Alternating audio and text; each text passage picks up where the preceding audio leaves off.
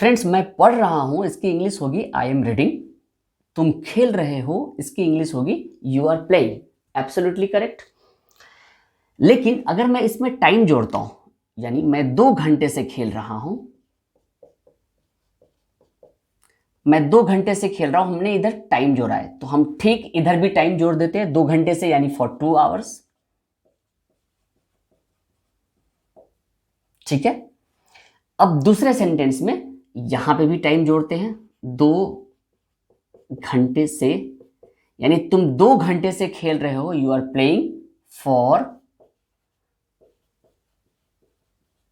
2 hours. Logically तो ये लग रहा है कि बिल्कुल सही है। आपने हिंदी में जैसे अपनी मातृभाषा में जिस तरीके से इस सेंटेंस में 2 घंटे से आपने जोड़ दिया है, तो इंग्लिश में भी हमने 2 घंटे से जोड़ दिया है। ठीक इसी तरीके से दूसरे सेंटेंस में हमने 2 घंटे से जोड़ा है, यहां पे भी जोड़ दिया, तो क्या दिक्कत है? लेकिन दिक्कत है दोस्तों, ये सेंटेंस बिल्कुल ही गलत है।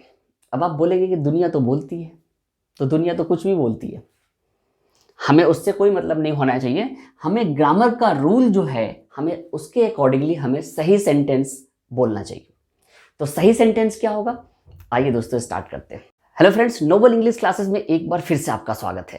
तो आज हम लोग प्रेजेंट परफेक्ट कॉन्टिन्यूअस पढ़ेंगे। जी हाँ दोस्तों, प्रेजेंट कॉन्टिन्यूअस नहीं, present perfect continuous tense. Okay, तो स्टार्ट करते हैं। सबसे पहले इसकी पहचान क्या होगी? इसकी पहचान लास्ट में, किसी भी सेंटेंस के लास्ट में रहा हूं, रहा है, रही हैं वगैरह वगैरह होगा, और साथ में ये टाइम भी होगा। यानी इसकी पहचान अगर मैं लिखूं तो रहा है, रही है, और कुछ ना कुछ समय से कोई काम हो रहा है, समय से। ठीक है, टाइम, कोई ना कोई टाइम दिया होगा।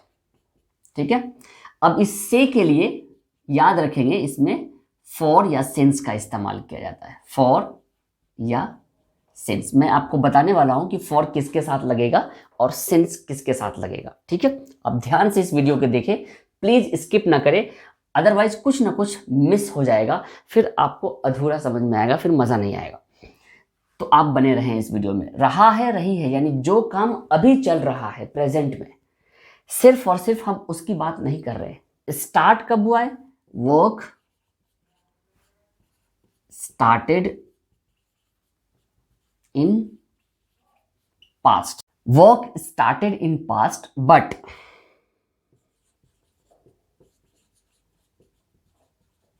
Continue in present. सिर्फ रहा है, रही है, अगर हम ये चीज समझेंगे तो शायद कभी कभी सेंटेंस गलत हो सकता है। इसलिए आप इसके लॉजिक को समझिए। कोई भी काम पास्ट में स्टार्ट हो लेकिन प्रेजेंट में अभी वो खत्म नहीं हुआ, वो अभी भी चल रहा है। Work started in past but continue in present. ठीक है, इसको हम कहते हैं प्रेजेंट परफेक्ट कॉन्टिन्यूअस। अब इसमें इस्तेमाल क्या होता है? इसमें हेल्पिंग वर्ब हैव या हैज का इस्तेमाल होगा। हैव किसके साथ इस्तेमाल करेंगे, हैज किसके साथ इस्तेमाल करेंगे, मैंने प्रेजेंट परफेक्ट की वीडियो में भी बताया हुआ है, और इससे पहले हमने हैव हैज वाली सिंपल सेंटेंसेस के वीडियो में भी हमने बता रखा है। लेकिन फिर भी मैं आपको रिवीजन के लिए ये बता देता हूं कि थर्ड पर्सन सिंगुलर, यानी ही, शी, इट या एनी नेम, राम श्याम, किसी भी एक नाम के साथ हैज का इस्तेमाल होगा। बाकी सबके साथ आई, वी, यू, दे या थर्ड पर्सन प्लूरल के साथ हैव का इस्तेमाल होगा। इसके बाद बीन का इस्तेमाल करेंगे। हेल्पिंग वर्ब, 2 हेल्पिंग वर्ब लगेगा, एक हैव हैज में से कोई एक और दूसरा बीन।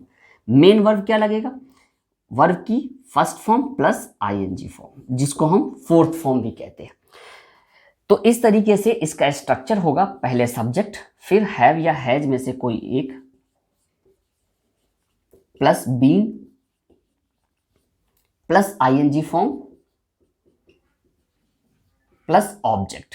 ये स्ट्रक्चर है। उसके बाद टाइम जो सेंटेंस में दिया रहेगा वो हम लगा देंगे। फॉर या सिंस प्लस जो टाइम दिया रहेगा वो टाइम हम लगा देंगे। अब ये सेंटेंस देखिए, मैं 2 घंटे से पढ़ रहा हूं, इसका क्या होगा सेंटेंस? मैं यानी आई, और आई के बाद यहां पे इज, एम, आर नहीं लगेगा, यहां क्या लगेगा? हैव हैज बीन लगेगा, तो आई के साथ हैव लगेगा, बीन आईएनजी रीडिंग, क्या ऑब्जेक्ट इस सेंटेंस में नहीं दिया हुआ तो सीधा फॉर और सिंस में से कोई एक लगेगा, फॉर 2 आवर्स। ठीक है, इस सेंटेंस का जो सही सेंटेंस होना चाहिए था वो होना चाहिए मैं 2 घंटे से पढ़ रहा हूं, यानी I have been reading for 2 hours. ठीक इसी तरीके से इसका सही सेंटेंस होना चाहिए तुम खेल रहे हो, यानी 2 घंटे से खेल रहे हो, तो you have been playing for 2 hours. Okay, structure समझ में आ गया, तो आप किसी भी तरीके का सेंटेंस बना सकते हैं। जैसे मैं 5 मिनट से बोल रहा हूं, I have been reading for 5 minutes. वह बचपन से क्रिकेट खेल रहा है, he has been playing cricket since his childhood. तुम 1 साल से नोबल क्लास में पढ़ रहे हो, you have been reading in Noble classes for 1 year. मैं 1990 से दिल्ली में रह रहा हूं, I have been living in Delhi since 1990। तो इस तरीके से जितना ज़्यादा हम प्रैक्टिस करेंगे हम इस सेंटेंस को अच्छे से बोल सकते हैं। अब इसके बाकी स्ट्रक्चर को देखते हैं। नेगेटिव में सब्जेक्ट हैव हैज के बाद ही नॉट लगेगा, बीन बाद में आएगा। इस चीज का ख्याल रखना है, अक्सर बच्चे इसमें कंफ्यूज होते हैं कि बीन हैव हैज के साथ ही लगा देते, नॉट बाद में लिखते हैं। ख्याल रखना, अगर मान लो इसमें कुछ कंफ्यूजन आपकी होगी तो आप कॉन्ट्रैक्शन फॉर्म में लिख दें, यानी कि सब्जेक्ट के बाद हैवंट, सब्जेक्ट के बाद हैजंट। ठीक है, जैसे have plus not is equal to haven't, और has plus not is equal to hasn't. आप कॉन्ट्रैक्शन फॉर्म यूज करें, कभी इसमें गलती होने के चांसेस नहीं रहेंगे। जहां भी नेगेटिव आए तो आप कंफ्यूज मत होना, आप कॉन्ट्रैक्शन लगा देना अगर आपको कोई प्रॉब्लम हो तो। अदरवाइज आप इस तरीके से, जिस तरीके से मैंने स्ट्रक्चर लिखा है, आप उसे फॉलो कर सकते हैं। क्वेश्चन में अगर आपको सवाल पूछना हो तो हैव हैज पहले लिख देंगे, हैव हैज बीन को पहले लेकर के नहीं आएंगे, नहीं बिल्कुल भी नहीं। हैव हैज के बाद सब्जेक्ट, उसके बाद बीन आएगा। ओके, बीन के बाद ING form of the verb, object, for या सिंस में से कोई एक लगाएंगे, फिर जो टाइम होगा वो टाइम हम लिख देंगे। नेगेटिव क्वेश्चंस में बिल्कुल वैसे ही सब्जेक्ट के बाद नॉट आ जाएगा। अगर कॉन्ट्रैक्शन फॉर्म में लिखना हो तो आप हैवंट या हैजंट पहले ही लिख सकते हैं, यहाँ पे हैवंट या हैजंट। ठीक है, लेकिन अगर हैवंट या हैजंट यहाँ लिख देंगे तो नॉट रिपीट मत करना आप सेंटेंस में। मैं आपको इस तरीके से बता रहा हूँ, अलग अलग लिखेंगे तो कैसा होगा स्ट्रक्चर। हैव या has plus subject plus not plus been, ING form of the verb, object, for या सिंस में से कोई एक, फिर टाइम। WH क्वेश्चंस, ठीक जिस तरीके से हमने क्वेश्चन बनाया है बिल्कुल वैसे ही है, बस WH जुड़ जाएगा। तो WH प्लस हैव या हैज में से कोई एक, subject, been, ING form, object, for या सिंस में से कोई एक, और time. WH negative questions, WH के बाद हैव या has plus subject, not, subject के बाद नॉट, बिल्कुल वैसे ही जिस तरीके से ऊपर है। अगर हम कॉन्ट्रैक्शन फॉर्म में लिखना चाहते हैं तो बिल्कुल लिख सकते हैं यहीं पे, WH प्लस हैवंट या हैजंट, फिर सब्जेक्ट, उसके बाद बीन। ओके, आप जैसे चाहे लिखना चाहे, जिस तरीके से आपको कंफर्टेबल हो बोलने में या लिखने में, आप बिल्कुल लिख सकते हैं, दोनों सेंटेंस बिल्कुल सही होगा। WH प्लस हैव या has plus subject plus not plus been, ING form plus object, for या सिंस में से कोई एक, और टाइम। अब इस पे कोई सेंटेंस प्रैक्टिस करके देखते हैं। जैसे मैंने आपको बताया था कि वह 2 घंटे से क्रिकेट खेल रहा है, तो he has been playing cricket for 2 hours. Negative होगा इसका, he has not been playing cricket for 2 hours. Question में has he been playing cricket for 2 hours? Has he not been playing cricket for 2 hours? Why has he been playing cricket for 2 hours?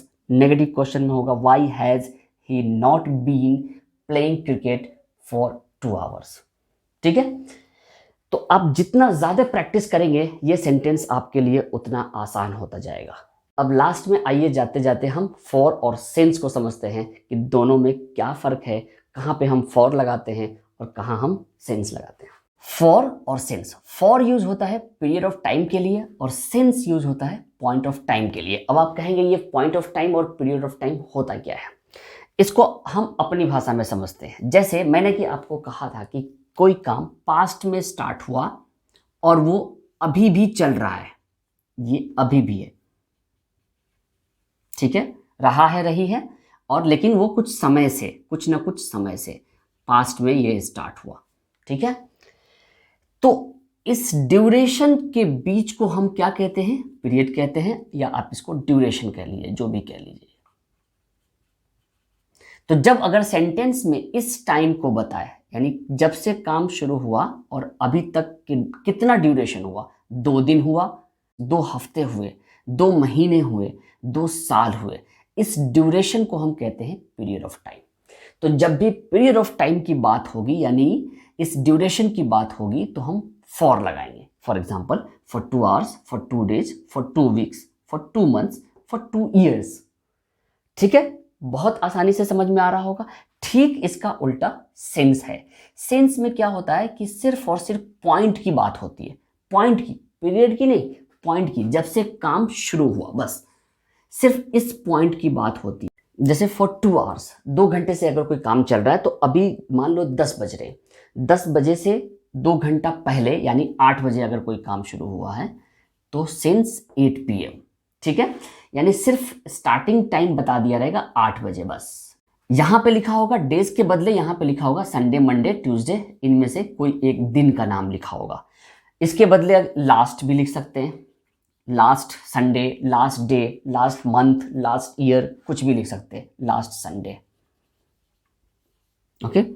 Month का नाम दिया होगा, जैसे जनवरी, फरवरी, मार्च, अप्रैल, मई, जून वगैरह वगैरह। जनवरी 2 साल से, 2 साल से यानी 2018, साल का नाम दिया रहेगा, 2018, 1990 वगैरह वगैरह, कुछ भी दिया हो सकता है, ठीक है। तो मुझे उम्मीद है कि आपको ये समझ में आ रहा होगा। इसके अलावा सेंस में यानी पॉइंट ऑफ टाइम में और भी है कुछ, जैसे सिंस यस्टरडे, ठीक है, सिंस चाइल्डहुड, ये भी पॉइंट ऑफ टाइम है, क्योंकि स्टार्टिंग पॉइंट बता रहा है बस, यानी कब से खेल रहा है क्रिकेट, बचपन से खेल रहा है, सिर्फ स्टार्टिंग पॉइंट बता रहा है। वो जोड़ के नहीं बता रहा है कि 10 साल से खेल रहा है या 12 साल से खेल रहा है, वो ये नहीं बता रहा है, सिर्फ ये बता रहा है कि बचपन से खेल रहा है बस, ठीक है। सिंस मॉर्निंग भी पॉइंट ऑफ टाइम में है, वो ये नहीं बता रहा है जोड़ करके कि कितना घंटा हुआ, सीधा बता रहा है कि वो सुबह से खेल रहा है, ओके। तो इस तरीके से हम जहां पे पीरियड ऑफ टाइम होगा हम फॉर का इस्तेमाल करेंगे, और जहां पे पॉइंट ऑफ टाइम होगा, सिर्फ स्टार्टिंग पॉइंट बताएगा, तो हम सेंस का इस्तेमाल करेंगे। मैं उम्मीद करता हूं कि आपको समझ में आ गया होगा। अगर वाकई आज का लेसन आपको अच्छा लगा तो लाइक और शेयर करना ना भूलें। मैं यही कहूँगा कि अगर आपने अभी तक सब्सक्राइब नहीं किया तो सब्सक्राइब जरूर करिए, और बगल में बेल आइकन है, आप उसे प्रेस करिए ताकि टाइम पे आपको आने वाली सारी वीडियो मिल जाया करे। तो चलिए इजाज़त दीजिए, मिलते हैं किसी नेक्स्ट इंपॉर्टेंट वीडियो में, तब तक के लिए goodbye and take care.